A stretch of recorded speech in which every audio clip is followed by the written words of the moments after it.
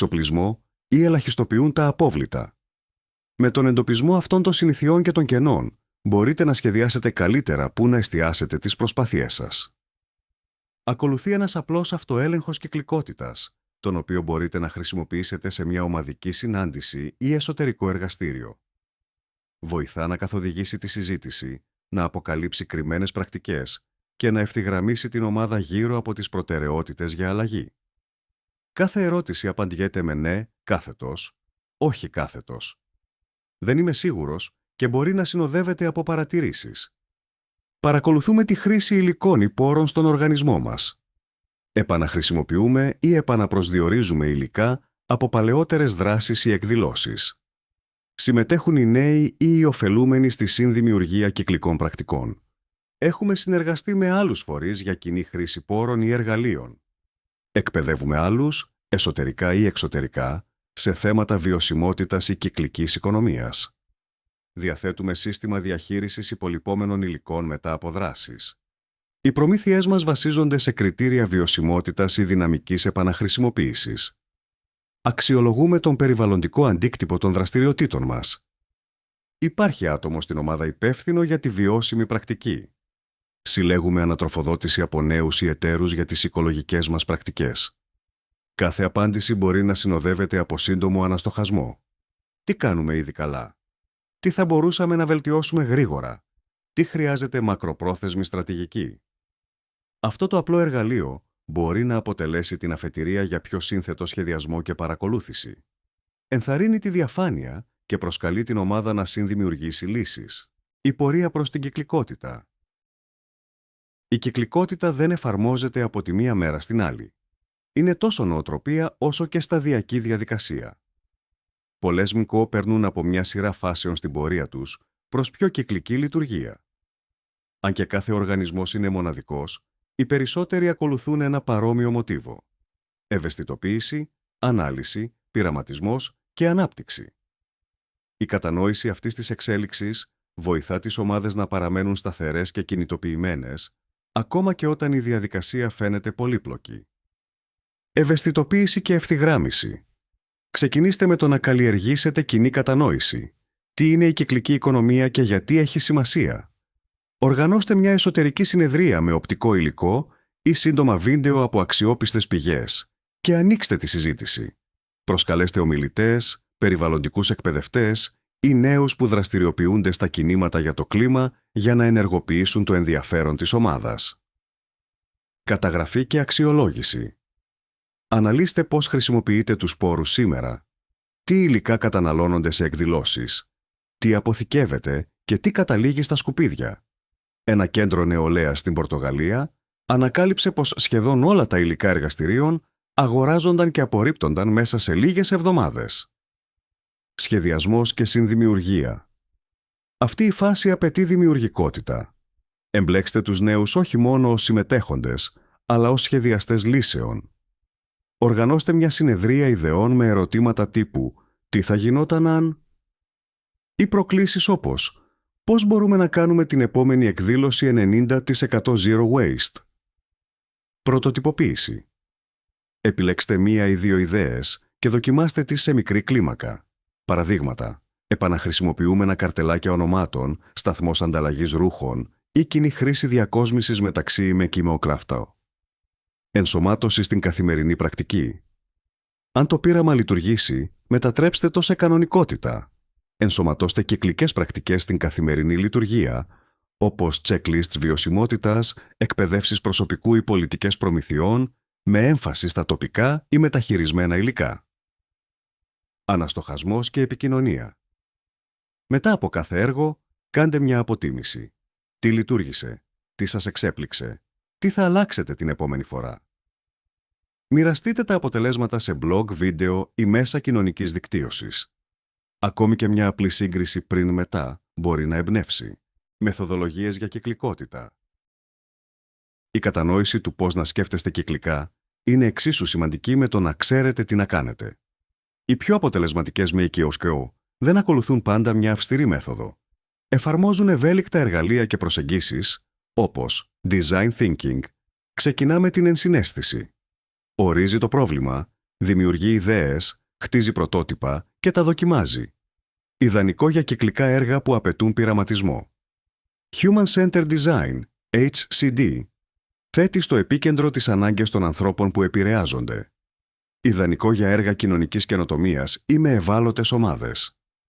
Για παράδειγμα, ΜΚΟ, στην Ιταλία σχεδίασε κοινόχρηστο σύστημα εργαλείων με τη συμμετοχή ηλικιωμένων και νέων. Systems Thinking βοηθά στη χαρτογράφηση πολύπλοκων θεμάτων, όπως η εκπαίδευση, η κλιματική δικαιοσύνη ή η μετανάστευση. Εντοπίζει σχέσεις, αιτίες και δυναμικές. Lean Impact, ιδανικό για ΜΚΟ με περιορισμένους πόρους. Εστιάζει σε μικρά πειράματα, γρήγορη ανατροφοδότηση και βελτίωση. Για παράδειγμα, ομάδα νέων στην Πορτογαλία δοκίμασε 3 είδη διαλογής απορριμμάτων σε μουσικό φεστιβάλ. Circular Canvas, βασισμένο στο Business Model Canvas, βοηθά ομάδες να σχεδιάσουν πώς ένα προϊόν, υπηρεσία ή πρόγραμμα μπορεί να γίνει κυκλικό. Χρήσιμο εργαλείο για στρατηγικό σχεδιασμό ή εκπαιδευτικά εργαστήρια. Όλες αυτές οι μεθοδολογίες είναι ανοιχτές, ευέλικτες και συνδυαστικές. Δεν είναι συνταγές, είναι εργαλειοθήκες. Το σημαντικότερο δεν είναι ποια μέθοδο θα επιλέξετε, αλλά πώς θα τη χρησιμοποιήσετε, για να συμπεριλάβετε φωνές, να κάνετε μικρά βήματα και να ενισχύσετε την αυτοπεποίθηση της ομάδας σας, ξεπερνώντας τα εμπόδια. Η εφαρμογή κυκλικών πρακτικών σε μια ΜΚΟ μπορεί να είναι ταυτόχρονα ενθουσιώδης και αποθαρρυντική. Παρότι τα ωφέλη είναι ξεκάθαρα, λιγότερα απόβλητα, μεγαλύτερη κοινοτική συμμετοχή, ενεργή συμμετοχή των νέων, η διαδρομή δεν είναι πάντα ομαλή.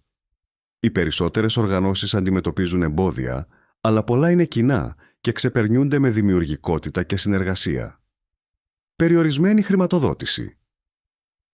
Οι περισσότεροι οργανισμοί λειτουργούν με περιορισμένους πόρους.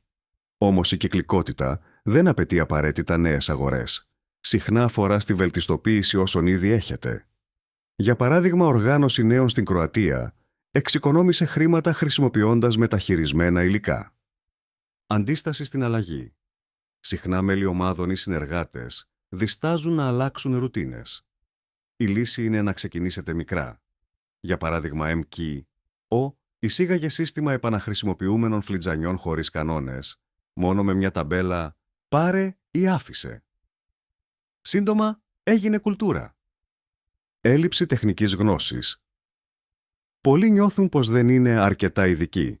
Δεν χρειάζεται να τα κάνετε όλα μόνοι σας. Συνεργαστείτε με πανεπιστήμια, οικολογικές οργανώσεις ή εθελοντές με σχετική εμπειρία. Η συλλογική μάθηση μέσα από εργαστήρια, συνέργειες ή ανταλλαγές μπορεί να σας δώσει όθηση, αντιμετωπίζοντας το greenwashing και μετρώντας τον αντίκτυπο. Οι ανησυχίες γύρω από το greenwashing, δηλαδή την επίφαση περιβαλλοντικής ευαισθησίας χωρίς ουσιαστικό αντίκτυπο, είναι επίσης συχνές. Πολλά στελέχη ΜΚΟ θέλουν να αποφύγουν τη διατύπωση ισχυρισμών που δεν μπορούν να τεκμηριώσουν. Η καλύτερη απάντηση σε αυτό είναι η διαφάνεια. Αντί να παρουσιάζονται ως ειδικοί, οι οργανώσεις μπορούν να μοιραστούν ανοιχτά όσα δοκιμάζουν, τι μαθαίνουν και τι ακόμη χρειάζεται βελτίωση. Αυτή η ειλικρίνεια όχι μόνο χτίζει αξιοπιστία, αλλά προσκαλεί και άλλους να συμμετάσχουν στο ταξίδι.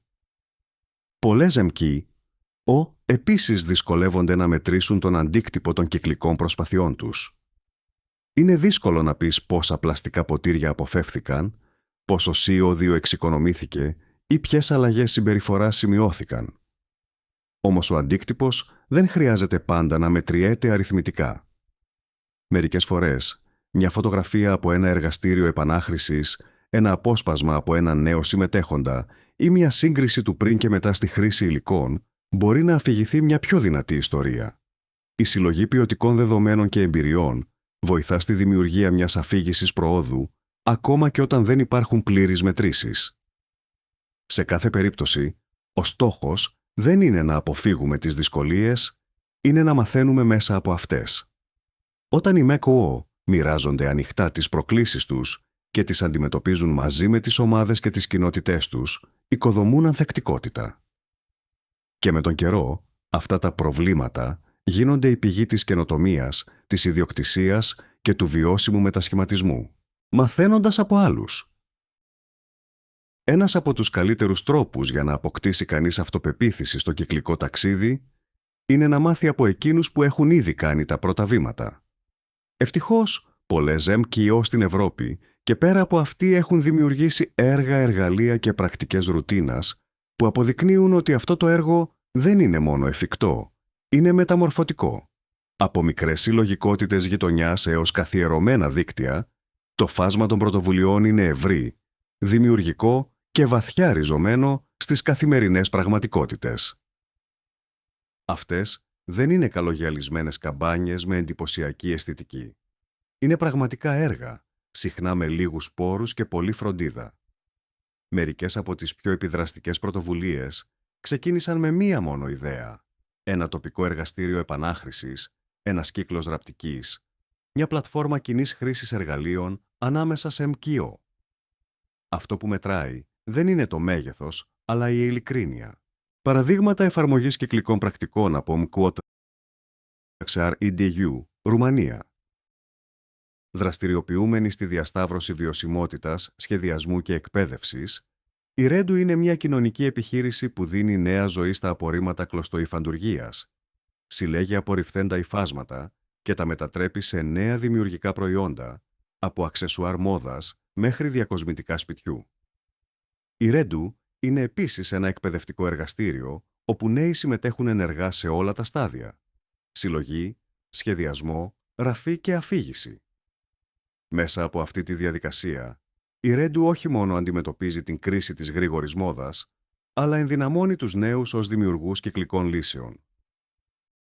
InCommon, Ελλάδα. Η InCommon είναι ένας οργανισμός που αντιμετωπίζει τη βιωσιμότητα ως συλλογική και δημιουργική διαδικασία. Μία από τις πιο καινοτόμες πρωτοβουλίες της είναι η δημιουργία κυκλικών γειτονιών, όπου οι κάτοικοι συνσχεδιάζουν πρακτικές λύσεις για μείωση αποβλήτων, επαναχρησιμοποίηση και κοινοτική ανταλλαγή. Κάδοι κομποστοποίησης, σταθμοί ανταλλαγής και επισκευαστικά καφέ είναι μερικά από τα αποτελέσματα. Η διαγενειακή προσέγγιση, όπου νέοι και μεγαλύτεροι συνεργάζονται, είναι το στοιχείο που ξεχωρίζει, δείχνοντας πως η κυκλικότητα δεν αφορά μόνο τα υλικά, αλλά και την κοινωνική συνοχή. Ρεσίκλος, Ισπανία. Το Ρεσίκλος λειτουργεί από τη ΜΚΟ EcoMBS και είναι μια ψηφιακή πλατφόρμα που ανταμείβει την υπεύθυνη ανακύκλωση. Μέσω εφαρμογής, οι χρήστες σαρώνουν το barcode των πλαστικών μπουκαλιών και κουτιών πριν τα ρίξουν σε ειδικούς κάδους και κερδίζουν πόντους που μπορούν να εξαργυρώσουν ή να δωρήσουν. Η προσέγγιση αυτή προσελκύει ιδιαίτερα την νεολαία, συνδυάζοντας τεχνολογία, εκπαίδευση και κοινοτική συμμετοχή. Από τη δράση στην κουλτούρα. Η εισαγωγή νέων πρακτικών είναι συχνά το εύκολο κομμάτι. Το να γίνουν συνήθεια και τελικά κουλτούρα είναι η βαθύτερη μεταμόρφωση. Στον χώρο των ΜΚΟ, όπου τα έργα αλλάζουν και οι ομάδες ανανεώνονται, είναι εύκολο η βιωσιμότητα να παραμένει ωραία ιδέα. Όμως όταν η κυκλικότητα ενσωματώνεται από τον σχεδιασμό έως τον απολογισμό, αποτυπώνεται στην ταυτότητα. Γι' αυτό το κεφάλαιο δεν τελειώνει με μια λίστα εργαλείων, αλλά ανοίγει τον δρόμο για πολιτισμική αλλαγή. Δημιουργώντας κοινό λεξιλόγιο, τελετουργίες και χώρους όπου η επαναχρησιμοποίηση είναι φυσιολογική, η επισκευή τιμάται και η σπατάλη αμφισβητείται, όχι κριτικά, αλλά με περιέργεια. Εργαλεία που υποστηρίζουν την εφαρμογή. Λίστα ελέγχου κυκλικού ελέγχου, Circular Audit Checklist. Σχεδιαστής έργου, Project Planner. Τράπουλα ερωτήσεων για ιδεασμό, Brainstorm Deck. Εργαλειοθήκη εργαστηρίου, Workshop Toolkit. Κυκλικότητα δεν ίσον τελειότητα. Η υιοθέτηση της κυκλικότητας δεν αφορά την τελειότητα. Αφορά την πρόθεση και τη συνέπεια. Όταν οι ΕΜΚΟ ηγούνται μέσω του παραδείγματος, δείχνουν ότι η βιωσιμότητα δεν σημαίνει να έχεις περισσότερα, αλλά να κάνεις περισσότερα με ό,τι έχεις ήδη. Σημαίνει περιέργεια, θάρρος και συνεργασία. Πάνω απ' όλα, σημαίνει να βλέπουν οι νέοι πως δεν κληρονομούν απλώς τον πλανήτη, αλλά τον διαμορφώνουν. Γι' αυτό ξεκίνησε με μία πράξη. Επανασχεδίασε ένα πράγμα. Συμπερίλαβε μία ομάδα. Μοιράσου μία ιδέα. Έτσι γεννιούνται οι κυκλικές κουλτούρες. Κεφάλαιο 5. Εκπαιδευτικές προσεγγίσεις για την νεολαία. Όπως έχουμε ήδη κατανοήσει, το μοντέλο «παίρνω, κατασκευάζω, απορρίπτω» που κυριαρχεί στην βιομηχανική παραγωγή εδώ και αιώνες, έχει φτάσει στα όρια του. Οι περιορισμένοι φυσικοί πόροι του πλανήτη εξαντλούνται με ανησυχητικούς ρυθμούς, συμβάλλοντας στην κλιματική αλλαγή, τη ρύπανση και την απώλεια βιοποικιλότητας. Όπως επισημαίνουν οργανισμοί όπως το Ίδρυμα Ellen MacArthur και το Παγκόσμιο Οικονομικό Φόρουμ, η κυκλική οικονομία προσφέρει μια κρίσιμη εναλλακτική. Ένα σύστημα που επικεντρώνεται στην εξάλειψη των αποβλήτων, τη διατήρηση των υλικών σε χρήση και την αποκατάσταση των φυσικών συστημάτων. Αυτή η μετάβαση, που προωθείται από την Ευρωπαϊκή Επιτροπή και τον ΟΣΑ, δεν είναι απλώς μια τεχνική προσαρμογή. Απαιτεί μια θεμελιώδη αλλαγή στη σκέψη και στη συμπεριφορά. Στο πλαίσιο των αυξανόμενων περιβαλλοντικών προκλήσεων, η μετάβαση προς μια κυκλική οικονομία αποτελεί μία από τις σημαντικότερες στρατηγικές για την επίτευξη της βιώσιμης ανάπτυξης. Στην καρδιά αυτής της μεταμόρφωσης βρίσκεται ο καθοριστικός ρόλος των νέων. Οι νέοι είναι οι κληρονόμοι του πλανήτη και καθοριστικοί για το μέλλον του. Η εμπλοκή τους στις αρχές της κυκλικής οικονομίας δεν είναι απλώς μια εκπαιδευτική δραστηριότητα, αλλά μια επένδυση στο βιώσιμο μέλλον όλων. Η φυσική περιέργεια, η προσαρμοστικότητα και το πάθος τους για αλλαγή τους καθιστούν ισχυρούς φορείς της μετάβασης σε ένα κυκλικό μέλλον. Αν τους εφοδιάσουμε με τις απαραίτητες γνώσεις και δεξιότητες, όπως υποστηρίζουν το Circular Economy Alliance και το IIED, θα γίνουν ηγέτες. Οι καινοτόμες απόψεις και η προσαρμοστικότητά τους καθιστούν βασικούς μοχλούς αλλαγής στα οικονομικά και περιβαλλοντικά παραδείγματα. Αν κατανοήσουν και μάθουν τις αρχές της κυκλικής οικονομίας, όχι μόνο θα μπορούν να επιλύσουν πιεστικά παγκόσμια προβλήματα, αλλά και να διασφαλίσουν τη μακροχρόνια ανθεκτικότητα και αποτελεσματικότητα αυτών των πρακτικών. Αναγνώριση των αναγκών των νέων εκπαιδευομένων. Αυτό το κεφάλαιο επικεντρώνεται στην κρίσιμη πρόκληση της ενσωμάτωσης των αρχών της κυκλικής οικονομίας στα εκπαιδευτικά προγράμματα για νέους. Στόχος μας είναι να εξετάσουμε αποτελεσματικές εκπαιδευτικές προσεγγίσεις που προάγουν την ευαισθητοποίηση, την κατανόηση και τη δράση. Θα εξετάσουμε πώς να προσαρμόσουμε στρατηγικές εκπαίδευσης για διαφορετικές ηλικιακές ομάδες, τις μεθοδολογίες τυπικής και μη τυπικής εκπαίδευσης, όπως η μάθηση μέσω έργου, βιωματικές δραστηριότητες και ψηφιακά εργαλεία, εξασφαλίζοντας ότι τα προγράμματα είναι ελκυστικά και αποτελεσματικά. Θα δούμε επίσης τη σημασία της ανάπτυξης κριτικής σκέψης και δεξιοτήτων επίλυσης προβλημάτων, ώστε οι νέοι να μπορούν να ανταπεξέλθουν στις πολυπλοκότητες της κυκλικής οικονομίας. Τέλος, θα εξετάσουμε στρατηγικές για την ενίσχυση της ευαισθητοποίησης και της κατανόησης πέρα από την τάξη, ενεργοποιώντας τις οικογένειες και τις κοινότητες στη διαδικασία μετάβασης. Μέσα από επιτυχημένα παραδείγματα και την ανάλυση των προκλήσεων και των ευκαιριών που υπάρχουν, το κεφάλαιο αυτό αποσκοπεί στο να προσφέρει ένα ολοκληρωμένο πλαίσιο για την εμπλοκή των νέων στην κυκλική οικονομία, αναγνωρίζοντας τις ανάγκες των νέων μαθητών. Για να ενσωματωθούν αποτελεσματικά οι αρχές της κυκλικής οικονομίας σε προγράμματα εκπαίδευσης για την νεολαία, είναι σημαντικό να κατανοήσουμε τα διαφορετικά χαρακτηριστικά και στυλ μάθησης των νέων. Αυτή η κατανόηση επιτρέπει την ανάπτυξη εξατομικευμένων προσεγγίσεων που συμβάλλουν στην ενεργή συμμετοχή, την ενδυνάμωση και την ανθεκτικότητα. Διαφορετικές ηλικιακές ομάδες νέων. Πρωτοβάθμια εκπαίδευση, περίπου 6 έως 11 ετών.